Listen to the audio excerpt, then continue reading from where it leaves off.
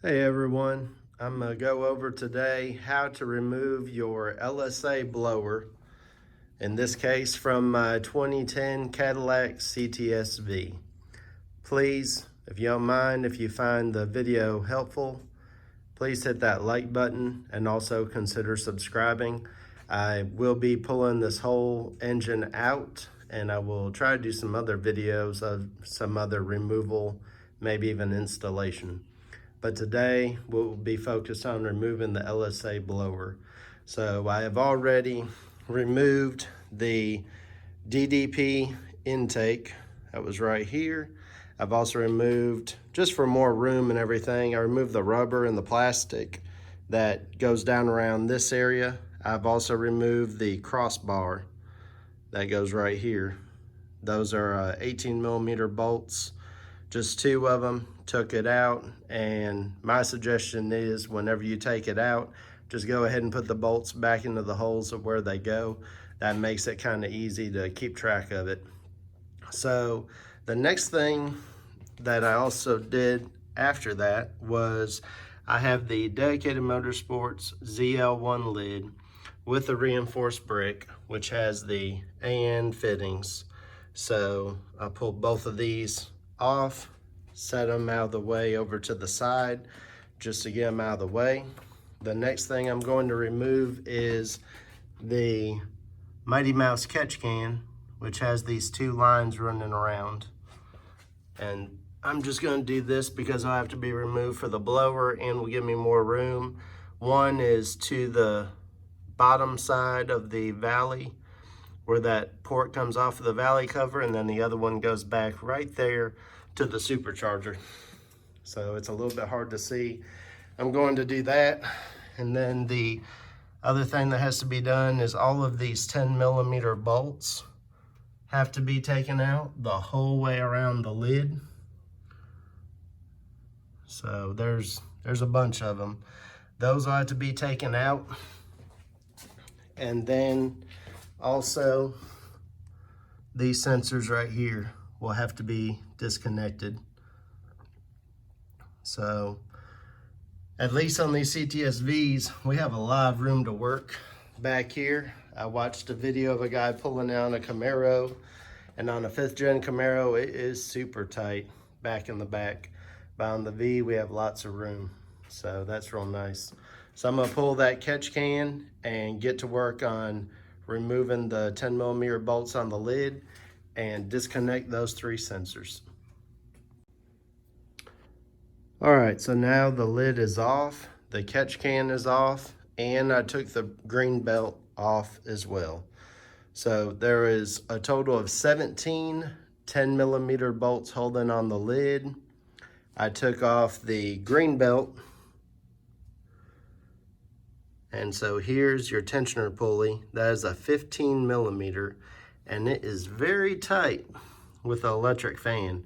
So what I did that helped me to get it off was put a short socket with a 3/8 inch drive, pulled back this direction towards the fuse box, and then also I took my hand and I put my hand up under the belt and kind of pulled with my right hand as my left hand was pulling the tensioner back, because it's pretty stiff. So I pulled on it on the belt as I did the ratchet, and that helped me to get it off, and everything's really tight. You'll be able to much more easily get it off if you have more room in between your throttle body and upper pulley than I do. But it was tight, but it came off. As you can see, the catch can was on that hook up there on the valley cover, and on, let's see, and on that one there on the blower itself. So that came off. So now all of your bolts that hold the blower down are inside these ports. So obviously if you're gonna pull the blower and you don't want to drop these down your cylinder head, then it's gonna be a good idea to shove something down there. So I haven't counted them yet, but there's several 10mm bolts that are holding down the blower. We'll also have to take off the fuel injectors are down in here. So each fuel injector is going to have to be unhooked electrically, and also the fuel rail if you're going to take the fuel rail and the injectors off altogether. So I'm going to start the next section of the process with that, and then also disconnect the throttle body, disconnect your other various sensors as well, and hoses. So there's a lot to it in here, but y'all can do it as long as you just take your time.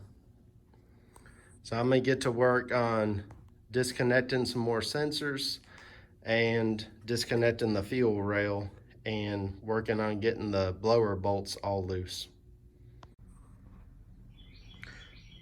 All right, I'm back working on the supercharger removal. So I pulled the throttle body. I pulled that because I'm probably going to be touching up the port job on this blower. It looks like it has some room for improvement on the snout, maybe even inside the blower, but for sure every port out here on the outside of the blower has not been touched at all yet, or even port matched. So that'll probably be getting addressed, and I was looking at maybe doing a little touch up inside the blower. So I took off the throttle body. I've taken off the evap, disconnected it. The hard line runs back here to the line underneath the fuel line. And then a little correction on what I spoke of in the last video. There is a main plug right here. Off of this plug comes a line for each fuel injector and each coil pack, and the whole setup is right there, and there's one on the other side right there. So I'm going to undo each coil pack like so, and I'm gonna undo each of them, all 8, and then undo those on both sides, and I'm gonna leave the fuel rail and the fuel injectors all on the blower, so it all will come off at one time. So I'm gonna start working on that right now. So all of the coil packs are now unplugged, and the main plugs that I was talking about are unplugged on both sides. I also undid this line right here, which goes to your air intake, and then this one here goes to that valve cover. This one goes to this valve cover back here in the back. So I pulled that off just to get it out of the way. Also, I have a aftermarket map sensor hookup, so it was routed right in through here and connected to the stock one. So that's been removed. Coil packs over here are undone, big plug undone. And then you've got your brake booster line running from there up to your supercharger right here behind the throttle body. That's got to come off and go out of the way.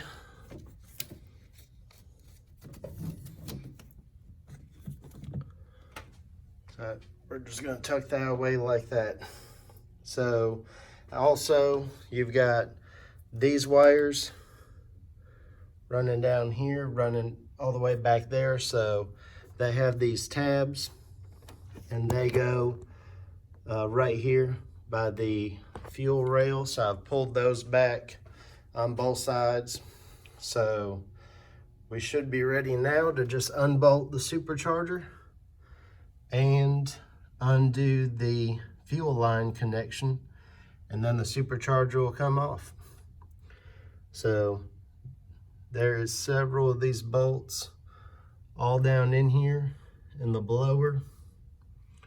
All those gotta come up, and The way that I'm gonna do it is I'm gonna loosen them all up, and then I'm going to use my magnet to fish each one out of each hole. That's what I would suggest, is just even if you're going to take the engine out, you don't really want to be dropping them right down the intake runner of the cylinder head. So that's my suggestion for that. So I'm gonna get those loose and get the fuel line loose. All right, all of the bolts are loose. There's 5 on each side. It's doubled up back here and up here, and each other one has 1 in there. So you got a total of 10 of those, and I have the fuel line disconnected.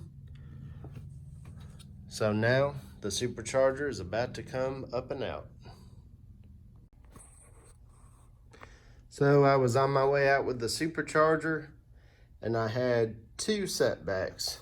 The first one, which will be a little hard to show right now, is the coolant line that was going to the steam port right there.